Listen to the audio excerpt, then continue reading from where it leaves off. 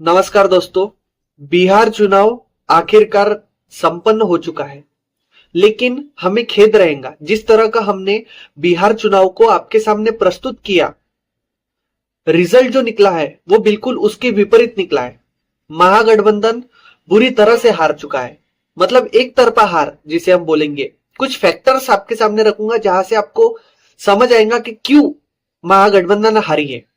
सबसे पहला मुद्दा आपके सामने रख रहा हूं कि तेजस्वी यादव जो सीएम कैंडिडेट थे, लेकिन जिस टाइम पर राहुल गांधी जी ने वोटर अधिकार यात्रा निकाली, उसी समय से अगर तेजस्वी यादव को सीएम फेस के तरह प्रोजेक्शन किया जाता, सीएम की तरह उनको प्रोजेक्ट किया जाता और वहीं से वोटर अधिकार यात्रा से ही अगर उनको सीएम का कैंडिडेट घोषित कर दिया जाता, तो इम्पैक्ट अलग पड़ता और जिस तरह से महागठबंधन मजबूती से आगे बढ़ सकता था, क्योंकि उनके पास चेहरा होता था लॉन्ग टर्म के।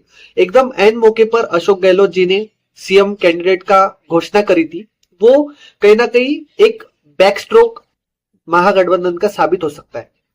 दूसरी बात, वोटर अधिकार यात्रा राहुल गांधी जी ने निकाली है, लेकिन वहां पर भी उन्होंने तेजस्वी यादव को एज ए सीएम घोषित नहीं किया, ये एक बात हुई है। उसके बाद जो सीट शेयरिंग है, सीट शेयरिंग प्रॉपरली नहीं करी गई है महागठबंधन ने।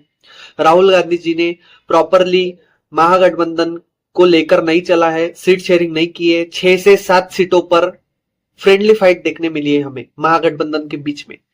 राहुल गांधी जी ने हमेशा से ही तेजस्वी यादव पर खुलकर बात नहीं करी और सीएम फेस की घोषणा नहीं करी। और ये जो बिहार चुनाव है, ये महाराष्ट्र मॉडल हमें देखने को मिल रहा है, क्योंकि क्लीन स्वीप जिसे हम कहते हैं, महाराष्ट्र में हमने देखा था कि क्लीन स्वीप हुई थी।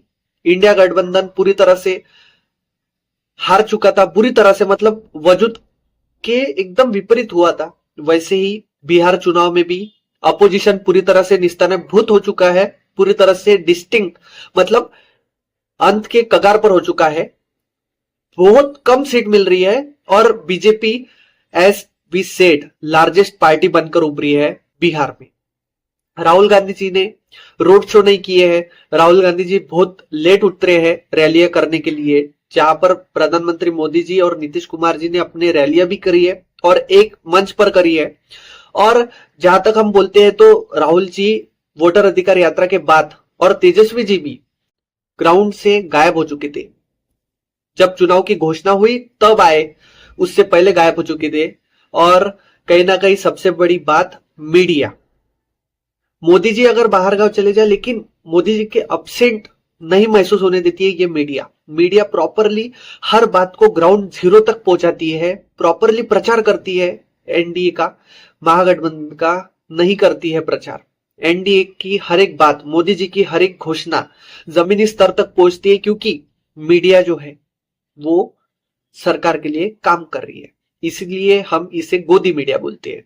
तो मोदी जी की जो भी बात है वो प्रॉपरली जमीनी स्तर तक पहुंचती है और महागठबंधन या फिर विपक्ष की एक गलती भारी पड़ती है, एक गलती पूरा जो भी क्रिएट कर देती है, पूरा सिनेरियो क्रिएट कर देती है और महागठबंधन को उसी का खामियाजा भुगतना पड़ता है, क्योंकि महागठबंधन की बातें जमीनी स्तर तक नहीं पहुंच सकती, क्योंकि जो मुद्दे हैं वो टीवी के जरिए महागठबंधन के नहीं पहुंच पाते हैं। ये भी एक बहुत बड़ा फैक्टर है भाइयों, इस पर भी ध्यान देना पड़ेगा हमें, इस पे भी सोचना पड़ेगा, क्योंकि जो चौथा स्तंभ है मीडिया, पांचवा स्तंभ बोलेंगे जिसे हम, पांचवा स्तंभ जो है मीडिया, वो कहीं ना कहीं अब्सेंट दिखता है